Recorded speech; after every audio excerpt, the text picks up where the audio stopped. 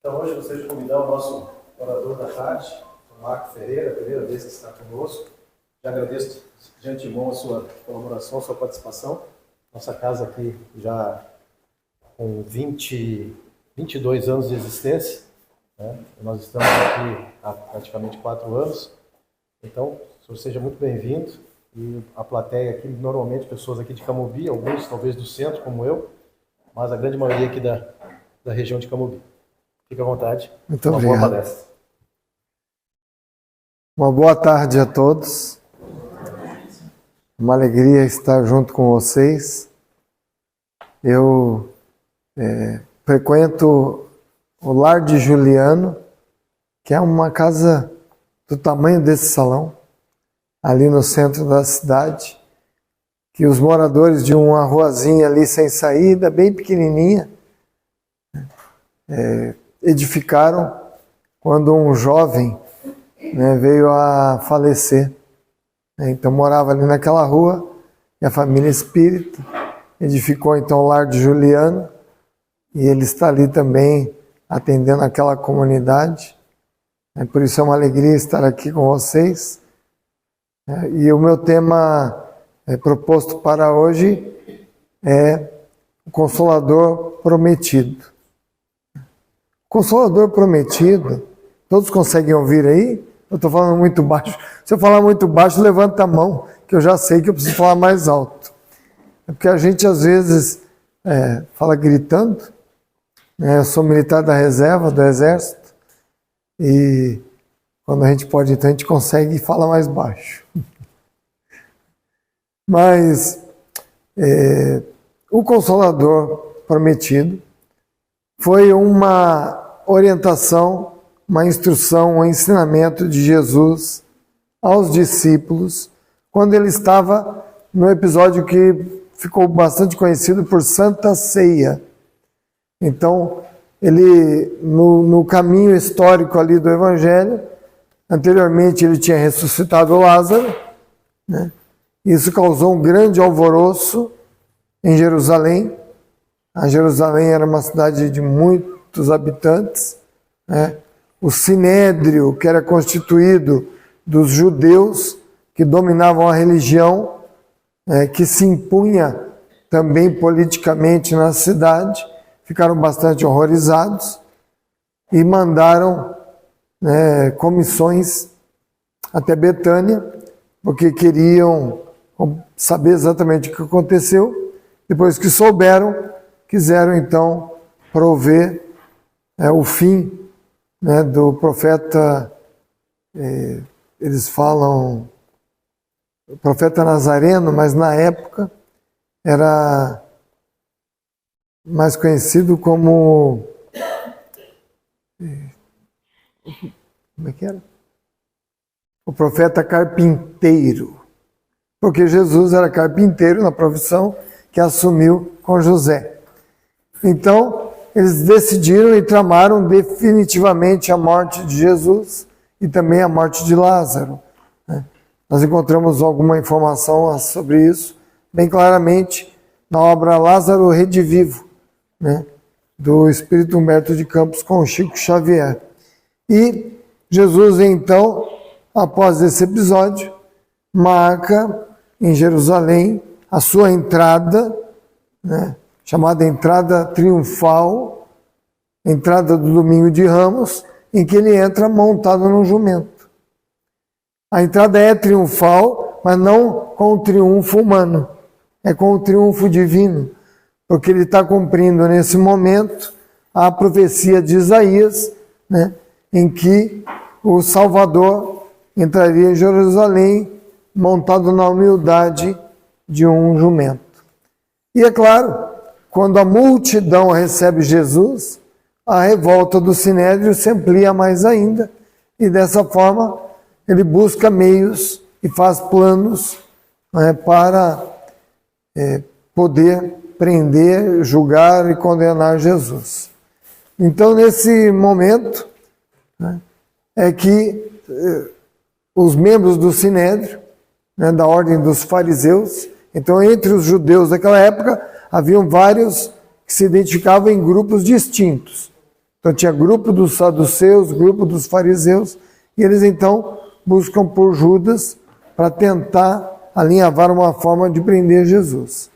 E Jesus segue em Jerusalém. Então teve o domingo de Ramos, na segunda-feira ele segue ensinando. E ele vai até a sinagoga, vai até o templo e segue orando, segue ensinando, segue mostrando, muito claro e abertamente. Mas então, ele prevendo as ocorrências, ele convoca Pedro e diz: Pedro, prepara um lugar para uma ceia em que faremos essa noite. Então foi na chamada Quinta-feira Santa. E aí, então, é realizada essa ceia nesse salão grandioso, né? E Jesus então começa a deixar vários ensinamentos em sequência. Ele começa com a mesma lição de humildade, né? Que é o lava-pés. Quando ele, anunciando o reino de Deus, os apóstolos ainda imaginavam um reino humano em Israel, onde Jesus seria o rei, eles poderiam ser ministros, e eles discutem entre eles quem seria o maior. Não, eu vou ser ministro da justiça, eu vou ser ministro da economia. E Jesus tira as vestes, que eram tradicionais para eventos significativos, né, uma veste de passeio, vamos dizer assim, como a gente faz, né, ata uma toalha à cintura e pega lá um balde d'água, como faziam os escravos daquele tempo, e vai lavar os pés de um por um. Então esse é o contexto em que Jesus vai falando para os discípulos sobre toda a vinda dele, o sentido da vinda dele, e começa a falar também do que virá depois. Então é nesse contexto que ele traz para aqueles apóstolos e para todos nós, né, em todos os tempos, as lições acerca do que nós vivenciamos hoje, que é o Consolador prometido. No capítulo 6 do Evangelho segundo o Espiritismo, o tema é tratado também por Kardec, e o capítulo chama-se o Cristo Consolador. Então, o Consolador prometido é um momento dessa reunião em que Jesus diz o seguinte: se vós me amais, guardai os meus mandamentos. Eu pedirei a meu Pai, e ele vos enviará um outro Consolador, a fim de que permaneça eternamente convosco. O Espírito de verdade, que o mundo não pode receber, porque não o vê e não o conhece. Mas quanto a vós, conhecê-los eis, porque permanecerá convosco e estará em vós. Mas o Consolador, que é o Santo Espírito, que meu Pai enviará em meu nome, vos ensinará todas as coisas. Eu vos fará relembrar de tudo aquilo que eu vos tenha dito. Então, Jesus está preparando os apóstolos para ficarem sem ele. Embora ele já tivesse falado da morte e da paixão várias vezes, no mínimo umas 3 vezes, de forma registrada pelos evangelistas, os discípulos ainda assim não entendiam muito bem como se daria aquilo. Ele dizia que teria que sofrer, que seria preso, condenado, mas que ressurgiria ao 3º dia. E eles ainda, embora tivessem ouvido e guardado na mente e no coração, não imaginavam na realidade como aquilo poderia acontecer. Então ele está preparando eles para ficar sem a presença dele próprio, junto a eles. E ele se propõe, então, nesse momento, que foi o primeiro Consolador ao mundo. Quando ele diz: rogarei a meu Pai e ele vos enviará outro Consolador. Porque o primeiro Consolador era ele próprio. Viviam aquele tempo uma realidade, mesmo entre aqueles que detinham a crença no monoteísmo, que é no Deus único, mesmo eles viviam sob o império, o jugo, o domínio daqueles que decidiam o que era o Deus único, o que ele significava, o que era a Torá ou o Pentateuco de Moisés, que foi enviado para ser cumprido. Então eles controlavam a religião de tal forma que eram eles próprios um jugo, um domínio muito pesado sobre o povo. O povo sofria muito naquele tempo, porque as leis religiosas eram tão rígidas, tão duras, que poucos conseguiam cumpri-la sem sofrer, e sofrer bastante. Havia muitas punições mesmo para aqueles que descumprissem qualquer argumento da lei. Sobre o sábado, por exemplo, eles tinham quase 300 preceitos do que se poderia ou não se poderia fazer ao sábado. Então o povo sofria também, além disso, uma exploração econômica. Então ao templo, à sinagoga, era devido um sacrifício material, de doação, e que era exigido e cobrado. Então eram tempos muito duros, porque o poder político entre os hebreus daquele tempo, o povo hebreu é o povo que deu origem, a Israel, como nós vemos hoje, eles tinham um poder político numa nobreza através do rei Herodes, mas era um rei que não tinha mais um vínculo religioso, né? Ele assumia um controle político-militar. E ele também impunha ao povo muitos sacrifícios. E sobre eles todos estava o Império Romano. Os romanos, com as suas hostes militares, invadiram, tomaram tudo, já reinavam ali por algumas décadas, né? E o povo sofria, além de todo esse domínio, também o domínio romano. Então era um povo muito sofredor. Por isso que Jesus veio e disse muito claramente, né? Vinde a mim, todos vós que sois aflitos e sobrecarregados, e eu vos aliviarei, porque suave é meu jugo e leve é meu fardo.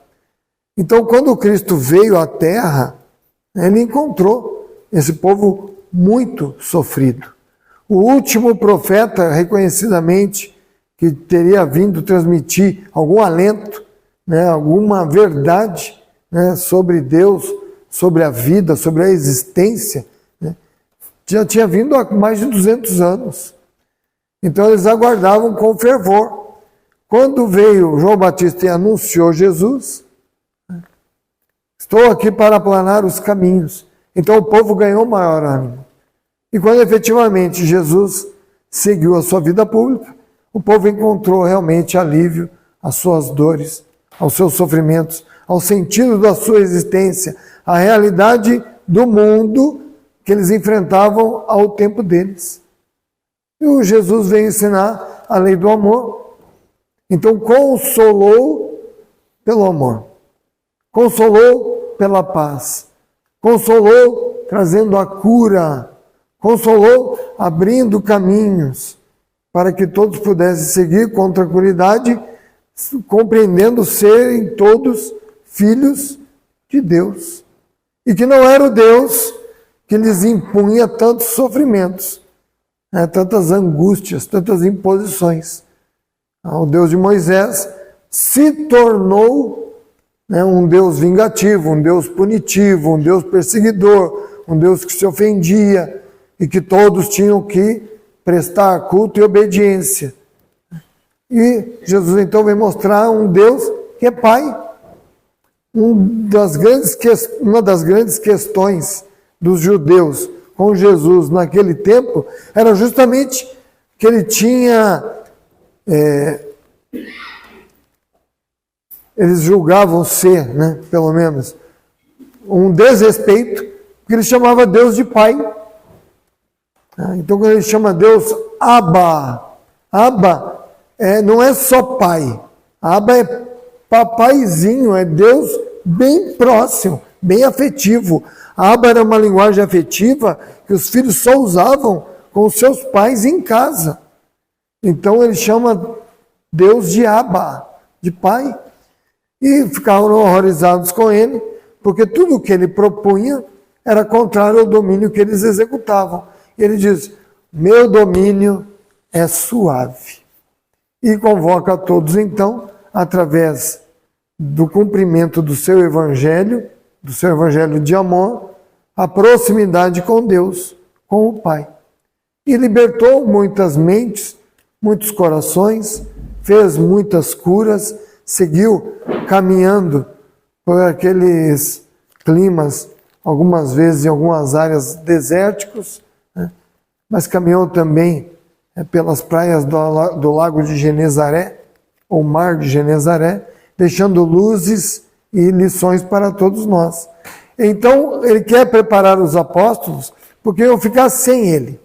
E ele sabia que enquanto ele estivesse ali, toda a espiritualidade, todas as energias espirituais, todos os seres espirituais que vieram com ele, por isso o reino de Deus vos é chegado.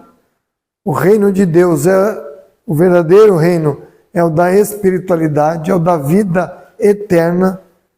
Ele veio anunciar justamente a alma imortal e veio se mostrar imortal, né, com a ressurreição, poucos dias depois, para que todos tivessem alento, esperança, para que seguissem cumprindo as imposições da vida, mas já com esperança, já com fé.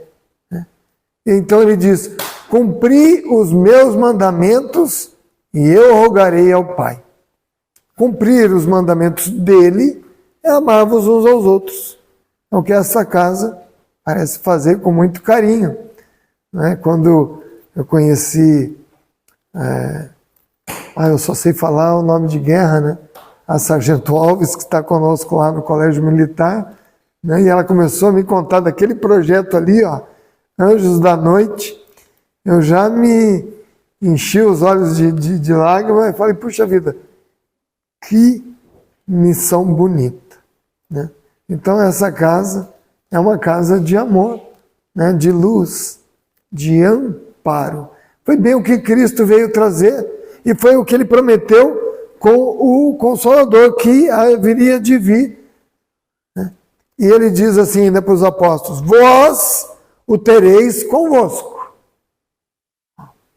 Então, que sentido é esse? O que ele está querendo dizer? Está querendo dizer que os espíritos de luz que o acompanharam para renascer na Terra, ou melhor, para nascer na Terra, porque ele nunca tinha nascido na Terra, para nascer na Terra, vão ficar convosco. Os que estão comigo, operando comigo, vão ficar convosco. Vós o recebereis. A minha partida não vai tirá-los de vós. Ele vos acompanhará. Mas, para aquilo que há de vir, terei de enviar um novo Consolador, o Espírito de verdade. Aquele que vos anunciará todas as coisas e vos relembrará do que eu vos tenho dito. Então, os palestrantes, de uma forma geral, os estudiosos da doutrina, são bem claros, não é? E nas outras religiões da mesma forma, não é? Se iríamos enviar alguém, algo que se instituiria para que pudesse esclarecer todas as coisas, é porque nem ele próprio poderia ter dito tudo, quanto precisaria ainda que o que ele disse fosse melhor explicado.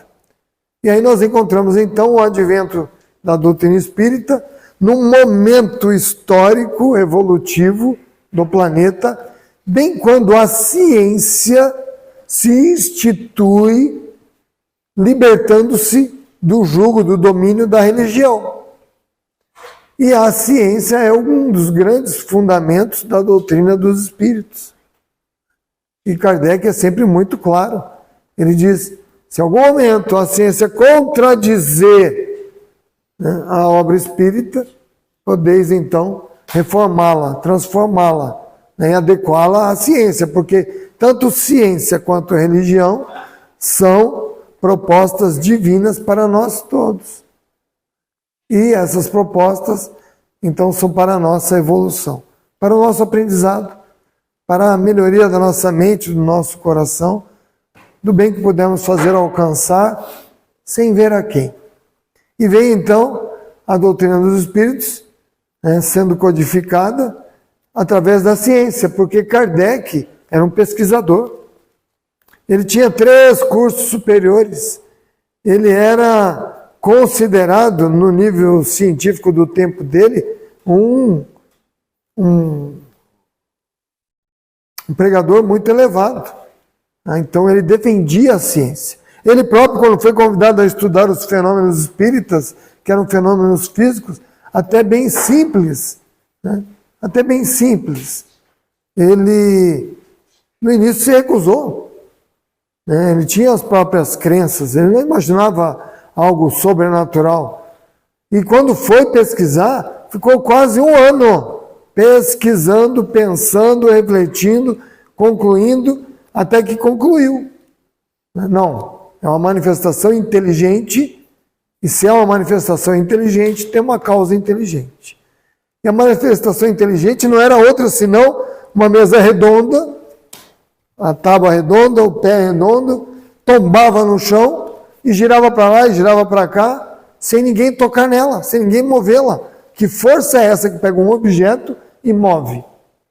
E aí um dia, o professor Rivail, que era o nome dele, Kardec foi depois um pseudônimo, um apelido, que ele buscou justamente para que a obra espírita não fosse obra de uma pessoa, né, uma individualização, mas que fosse um amparo para todos, né, porque veio dos céus. Ele escolheu Kardec. E aí ele, vendo aquele fenômeno impressionado, ele pensa e faz a pergunta, né? Se há uma força inteligente que move esse móvel, porque a mesa levantava, caía, é o fenômeno das mesas girantes, levantava no alto assim, ó, todo mundo vendo, e se espatifava no chão. Então, se há uma força inteligente, que uma batida responda sim, e que 2 batidas respondam não, aí a mesa suspendeu, tum, é uma batidinha. E aí ele formulou todo um diálogo, todo um alfabeto, com a batida da mesa no chão, e com isso ele começou as pesquisas científicas em torno do fenômeno, que depois, mais tarde, foi feito num cesto de vime, arredondado, com uma caneta no meio, não como a nossa, né, mas do tempo deles, e as forças que viravam a mesa começaram a virar aquilo ali e escrever. Aí, em algum momento, a escrita diz assim, olha, mas se puderdes a mão de 2 pessoas sobre esse cesto, teremos mais facilidade de escrever. Porque, veja, até ali os espíritos eram obrigados a mobilizar energia para fazer movimentar algo inerte. E é muito mais fácil, é claro, com a energia deles, movimentar algo vivo, como as mãos. Aí a gente imagina os médiuns, né, escreventes.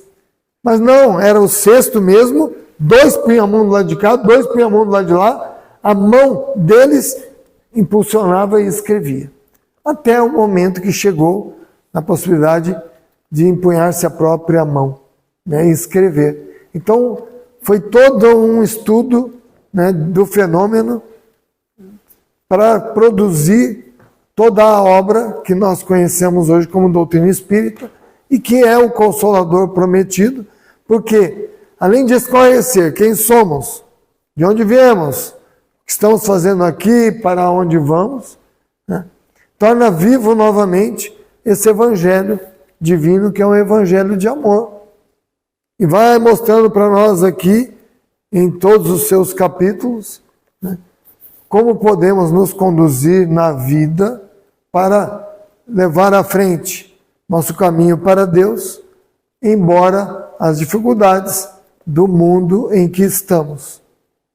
Então nos situa, né, no caminho evolutivo, num planeta de provas e expiações, um planeta onde ainda há muito sofrimento, onde há ainda muita dificuldade, onde todos nós, na escala evolutiva, ainda somos como crianças, que estamos em recém-aprendizado do que somos, do que é a vida, do que é Deus e como iluminar a alma, né? Mas que já somos abençoados, então, por compreender todas essas coisas e poder nos colocar também como filhos de Deus, guardando paz na mente, e o amor no coração, que as mãos abençoadas de alguns projetos como esses levam em favor dos outros, que somos nós próprios. Em outros tempos, talvez atendidos também por alguém, e que estes que hoje são atendidos, amanhã atenderão também, porque o bem que se multiplica não diminui, ele apenas aumenta, nessa bênção divina que é para nós a doutrina espírita. E Jesus então vai preparando os discípulos e vai lhes dizendo acerca de todas as coisas. E nós outros, hoje que somos herdeiros desse Consolador, precisamos estudá-lo, compreendê-lo.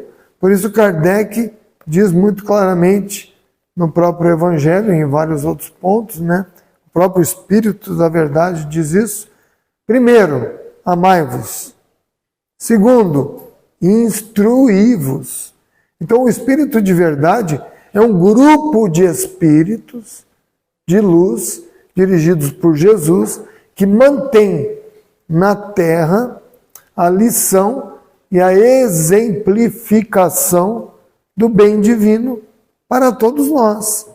O Espírito de Verdade, que o mundo não vê porque não o conhece. Não conhece porque naquele tempo a humanidade ainda não tinha condições ou sensibilidade ou capacidade evolutiva, cognitiva, para poder compreender algo mais profundo, como, por exemplo, a energia. A energia, para nós, é algo que nós compreendemos bem. Antigamente, eles não compreendiam. O máximo de energia que eles compreendiam era o fogo, ou era a água, na sua força imensa. Como eles poderiam compreender a imortalidade da alma? Por isso tudo era tão materializado. Por isso, com licença.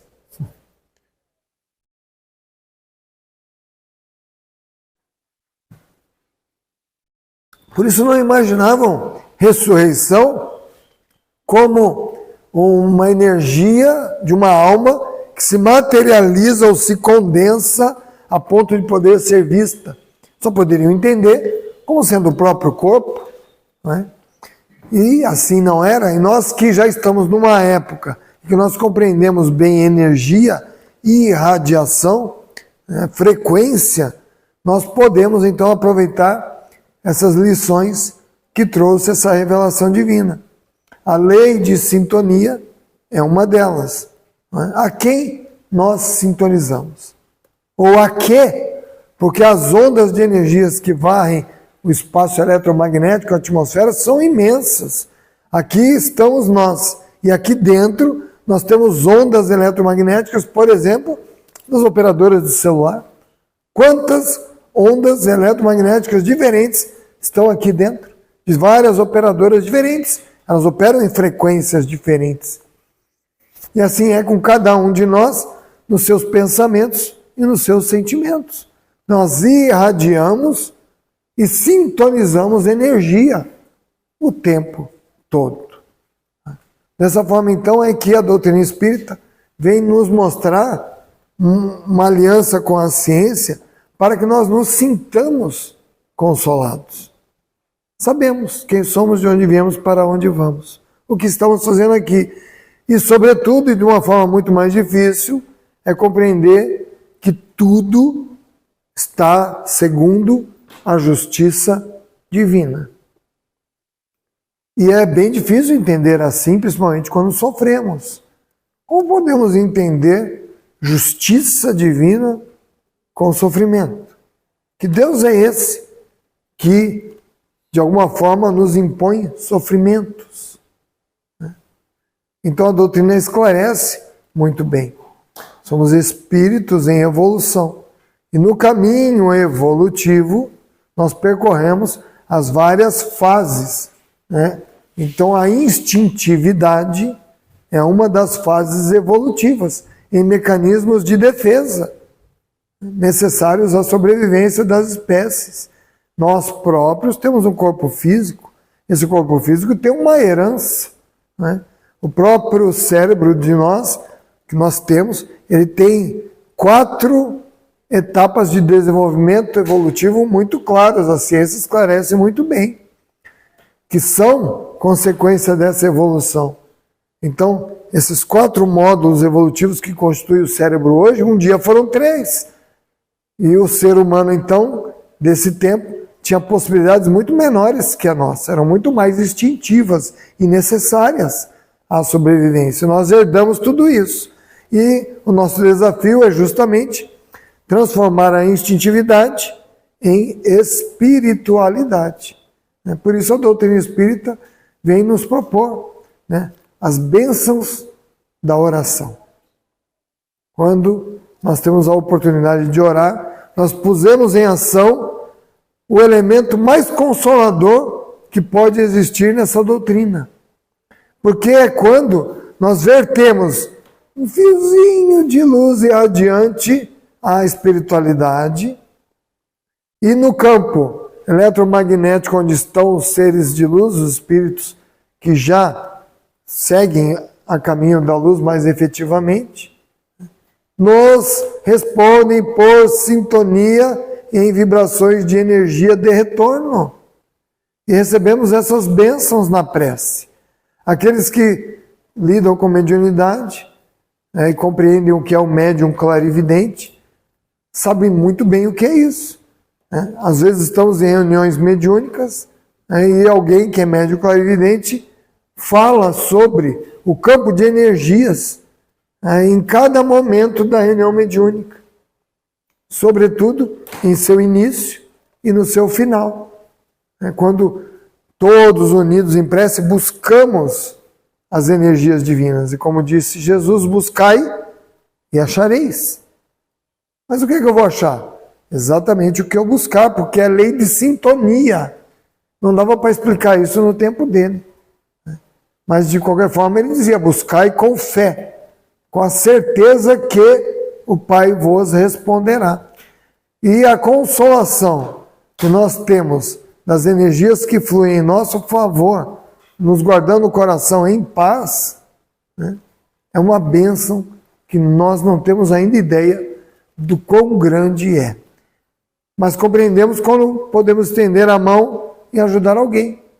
Dar um abraço, consolar, amparar, não é? E enfrentar essas dificuldades vivenciais aí que nós temos. Né? Nós estamos um pouquinho afetados hoje, eu estou um pouquinho afetado hoje, porque eu trabalho ali no Colégio Militar, nós tínhamos uma menina com 14 anos, né, e que desencarnou ontem, né, depois de uma longa jornada ali longa jornada não, né, uns 10 dias em hospital, né, ela acabou partindo, estávamos no velório agora há pouco, e aí a gente vê mesmo a força que tem um coração amoroso, né, a força que tem um coração amoroso. Né. Então, a gente vê as lágrimas daqueles que perderam, daqueles que tinham vínculos, daqueles que até 10 dias atrás estava a menina ali no colégio sorrindo para nós, né? E agora partiu. Né?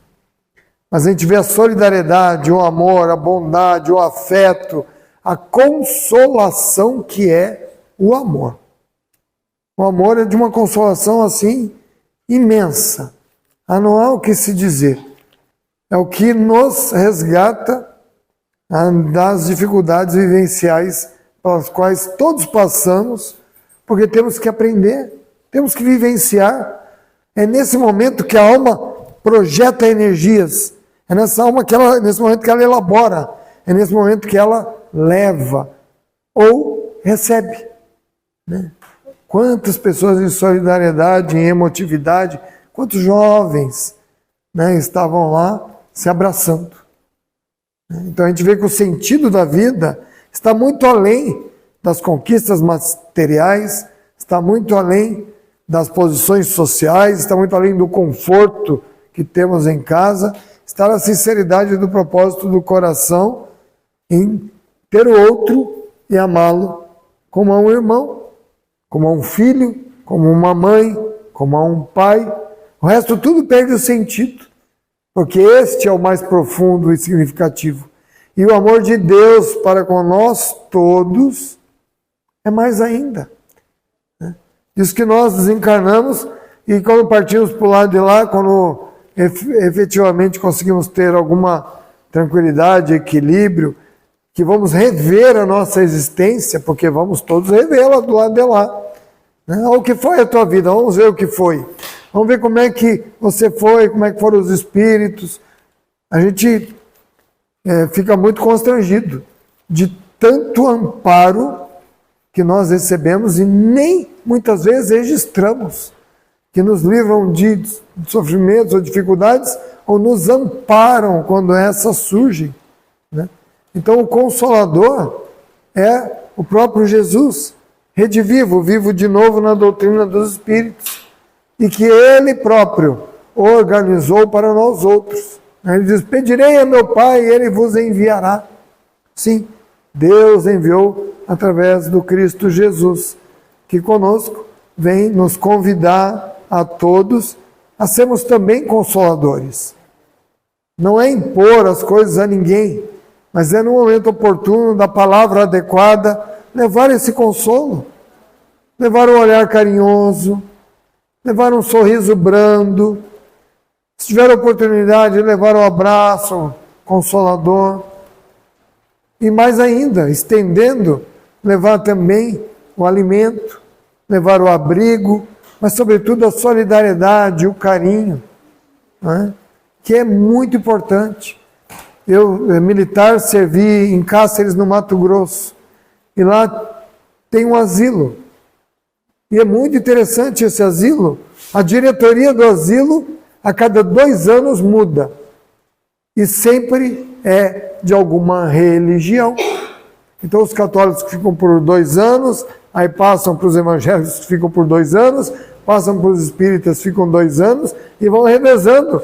É a fraternidade verdadeira que une.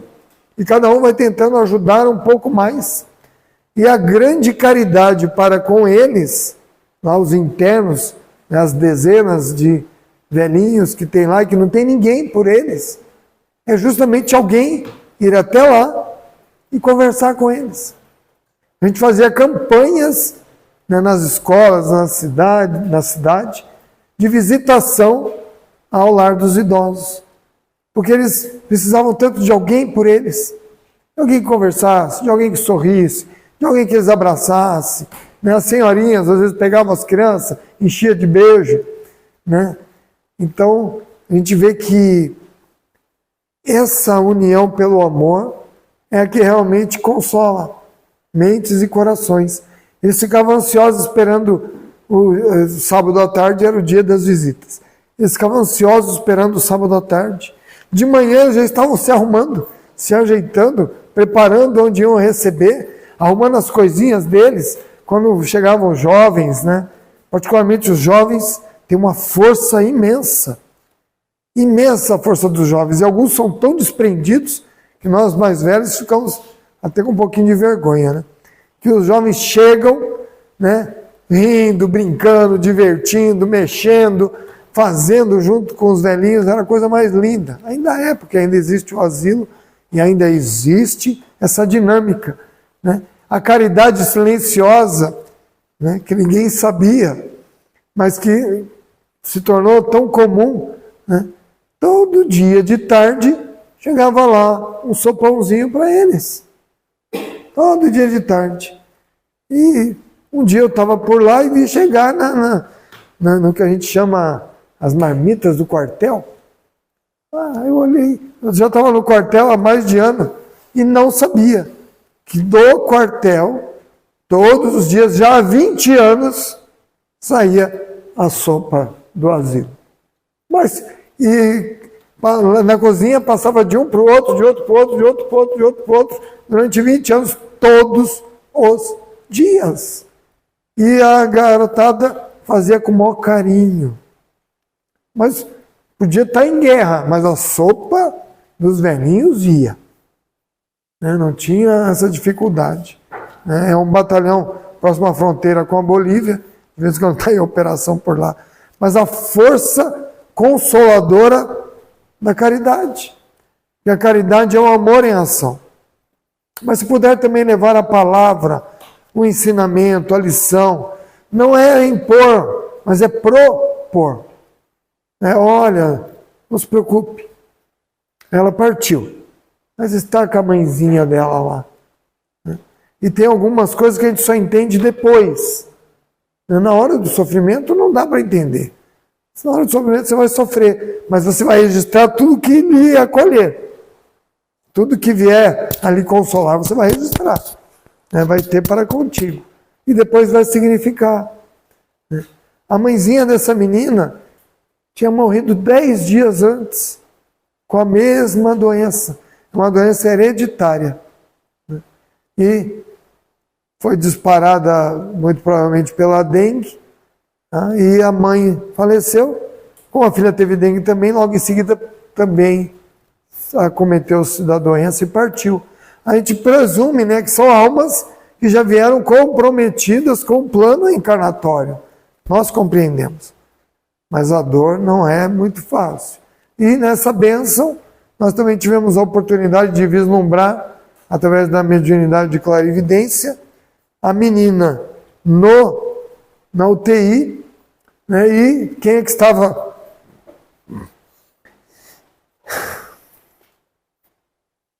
abraçando e consolando ela nessa situação? O espírito da mãe estava lá, com todo amor e carinho, passando a mão na cabeça da filhinha, só esperando a hora dela partir para levar.